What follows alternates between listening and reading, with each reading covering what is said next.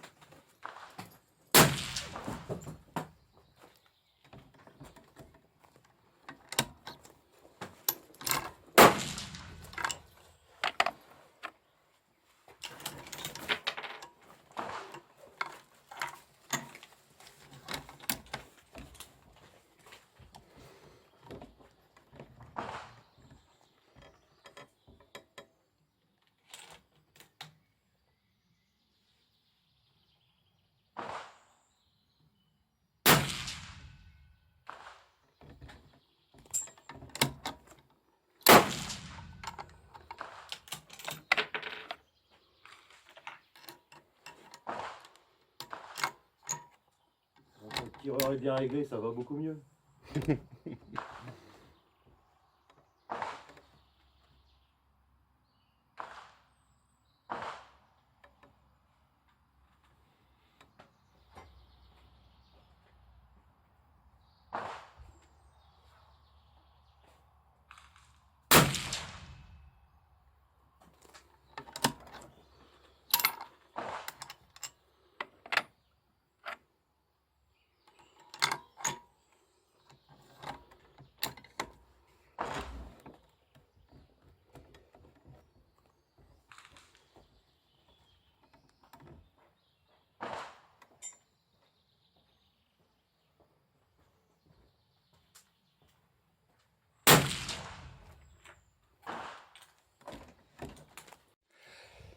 Bah ok les amis, on est sur la terrasse, on est lundi matin 16 mai, donc je fais le débrief de la séance de dimanche matin.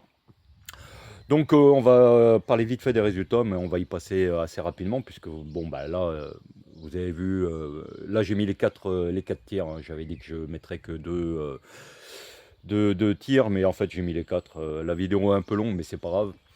Donc on va passer vite fait sur le résultat, puisque bon, vous avez vu que bah, maintenant, voilà quoi, on a en partie réglé le problème du SD. Quand je dis même en partie réglé, je pense que bon, voilà, le problème est résolu quoi.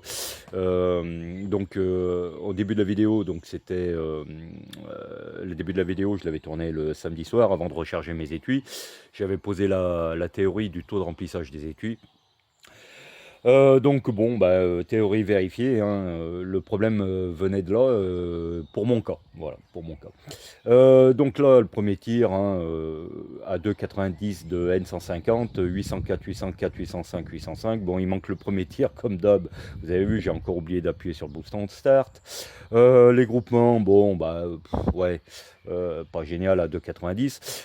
À 2,93, 816, 815, 812, 818, 822, 817, spread de 9, SD de 3,33. Le groupement, eh ben, bon, le groupement est bon, à 2,93. Pas de souci. Je pense que là, à 2,93, on est dans le nœud vibratoire du canon. Les SD à 3,33, ça me convient parfaitement.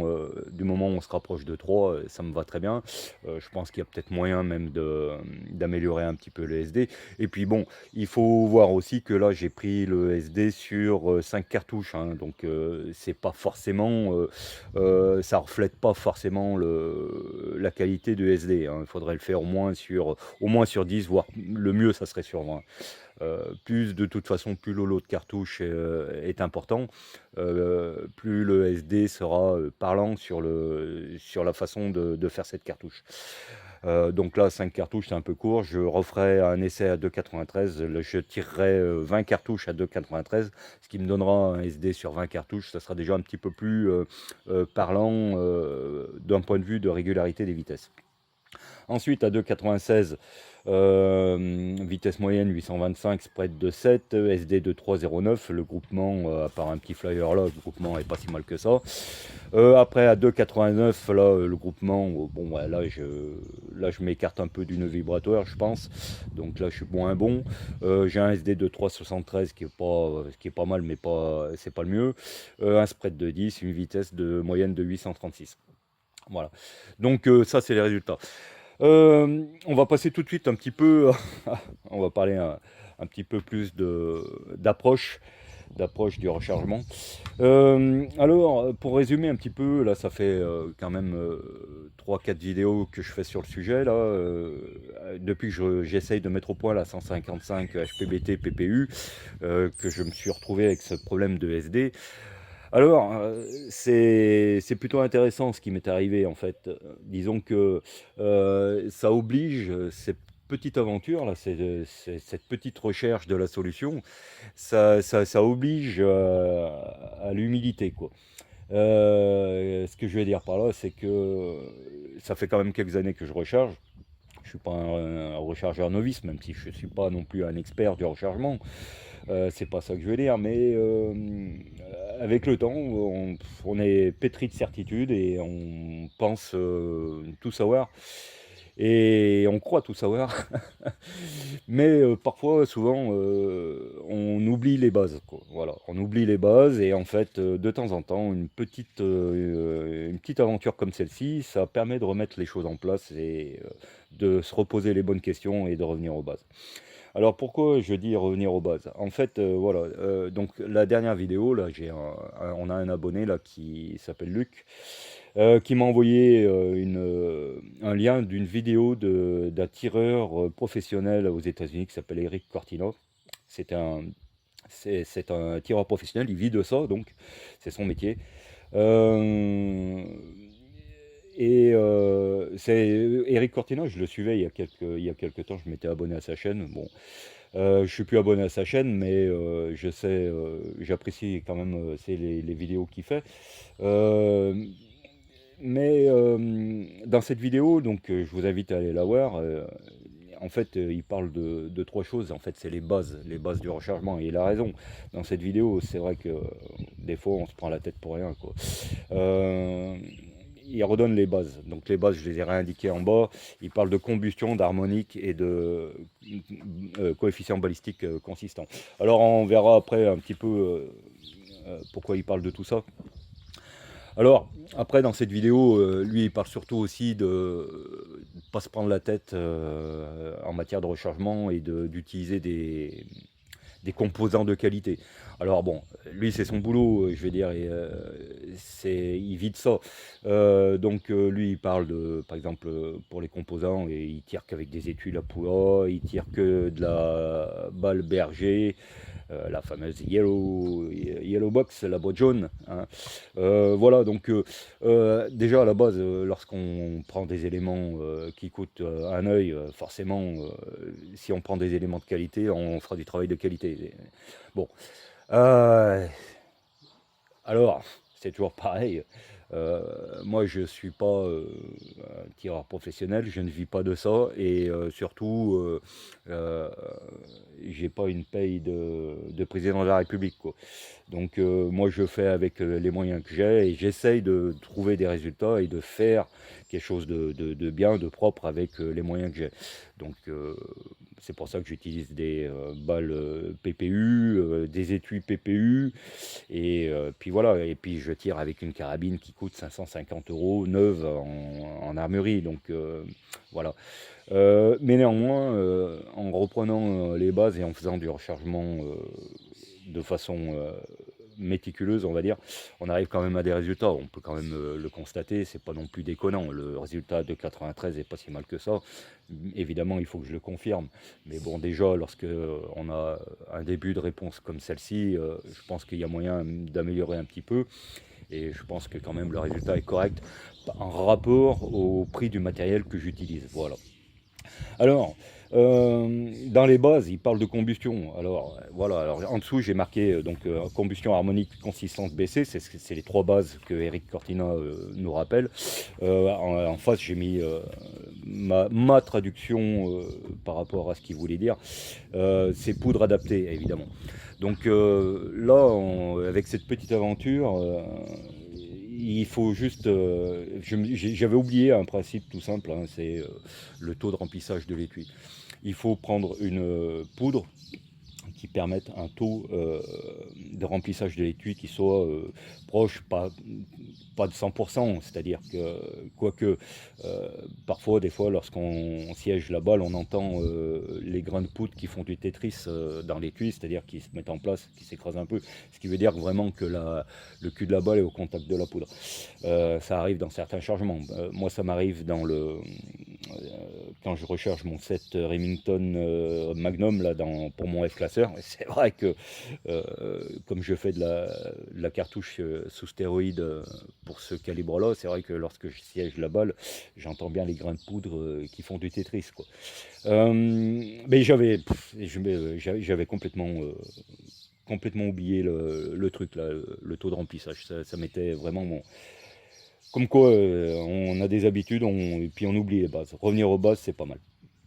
Donc, le taux de remplissage de l'étui est quand même un des éléments importants pour avoir des vitesses régulières. avec le problème que j'ai eu avec la Norma 201, c'est que forcément la poudre étant assez vive, même avec une charge, on va dire, quasiment en haut du tableau, de la table de rechargement, de la poudre considérée, j'avais pas un taux de remplissage de l'étui franchement optimal.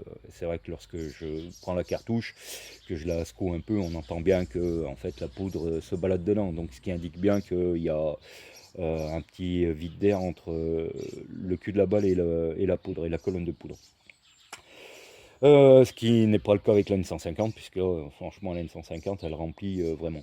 Alors, j'aurais pu avoir un taux de remplissage aussi correct avec la N140, sauf que le problème, c'est que la N140, j'en ai pas trouvé. La N150, il y avait que ça de dispo. Alors, le truc, c'est que, je sais pas si vous avez remarqué, sur le premier tir, là, celui que j'ai pas relevé avec avec le Caldwell, puisque j'avais pas allumé le truc. Si, j'ai passé l'image image par image là, et c'est vrai que bon, on a quand même une bonne petite flamme qui sort du réducteur de son, donc ce qui indique bien quand même que la poudre par rapport à ma longueur de canon, et quand elle est quand même un petit peu trop lente, quoi. Je pense que je devrais refaire avec la N140 le jour où j'en trouverai. Je pense que le meilleur compromis, ça sera avec la N140. Alors, N140 et RS50, avec la RS50, ça fonctionnait pas non plus super bien. Mais bien souvent, on dit que la RS50 est l'équivalent de la N140. Et là, je suis pas forcément d'accord. Sur l'échelle des vivacités, je pense qu'à mon avis, la RS50 est quand même un peu plus vive que la N140. Mais ça fera l'objet d'un autre sujet. Voilà. En tout état de cause, donc je vais essayer de pas être trop long sur la conclusion de cette vidéo. Donc voilà, bon, ce qui me fait plaisir, c'est que j'ai résolu mon problème de SD. Donc là, je me retrouve avec une cartouche maintenant qui est, il me semble, pas si mal que ça. À confirmer, évidemment, faut jamais crier victoire tout de suite. Mais à 2,93 et avec la Partisan, la PPU 155 grains, bon, là je pense que j'ai quand même un début de résultat qui est plutôt bon, à confirmer. J'en reviens après, toujours, alors là je saute un peu du coq à l'âne, mais par rapport à la vidéo d'Eric Cortilan, donc lui forcément il tire que de la balle de qualité, dans des éléments de qualité. En tout état de cause, bon voilà, moi je tire de la PPU dans des étuis PPU ou de la triple G, mais je pense que mes étuis PPU sont pas morts, je pense que je vais les ressortir et les réutiliser. Je tire dans une carabine à 550 balles, et avec tout ça, j'arrive quand même à un résultat qui est pas si déconnant. Bon, alors tout est relatif par rapport au matériel utilisé, évidemment. Eric Cortina indique dans sa vidéo que les tireurs qui disent tirer 3/4 de MOA, pour eux c'est du bon groupement. Lui il considère qu'un bon groupement c'est 1/4 de MOA. Voilà, oui, dans un sens il a raison. Un bon groupement c'est 1/4 de MOA, 3/4 de MOA c'est un groupement moyen. Après, il faut relativiser, quoi. Il tire pas dans une Axis à 550 balles, quoi. Et j'imagine que Eric Cortino a du matériel que je pourrais jamais me payer, et il utilise des éléments de rechargement qui sont hors budget pour moi. Donc voilà. Mais pour en venir à la conclusion, et là je vais arrêter là parce que là vraiment ça commence à être trop long et je bavasse. En tout état de cause, avec une carabine à pas cher dans un canon au pas de 10, avec de la PPU à 25 € le 100 dans des étuis bas de gamme, lorsqu'on recharge et puis qu'on trouve le bon rechargement, la bonne solution, bon ben voilà, il y a de quoi s'amuser, il y a de quoi se faire plaisir, il y a de quoi être content de son résultat, tout en relativisant évidemment. Et je pense qu'il y a moyen de pouvoir faire quelque chose de bien sans trop se prendre la tête. Mais bon voilà, Et de toute façon, dans pas longtemps, là, je vais aller me faire un petit kiff là, avec deux abonnés de la chaîne. On va se faire une petite sortie TLD mi-juin. Et ça fera l'objet d'une petite vidéo. Donc voilà. Et puis quoi encore? Et puis voilà. Donc bah déjà, je remercie aussi les abonnés qui posent des commentaires pour essayer de faire, euh, de faire avancer les choses. Merci à Luc pour ce petit rappel sur les bases du rechargement. Et puis, quoi dire d'autre? Bah, que là, pour l'instant, je vais un petit peu calmer les vidéos là, pour un petit moment là, parce que bon, il faut quand même que là, ça fait pas mal de temps que je passe mes, mes journées au stand. J'ai aussi une vie de famille à côté, donc il va falloir que je calme un petit peu. Donc là, pour l'instant, on va calmer jusqu'à mi-juin. Je pense que je vais faire autre chose que des vidéos sur le tir. Voilà. Bon, sur ce, les amis, je vous souhaite santé, prospérité. Je vous dis à la prochaine. Et puis, n'hésitez pas en commentaire si, de me poser des questions ou enfin vous poser, faire des commentaires quoi. Et voilà. Allez, sur ce, je vous laisse. À plus.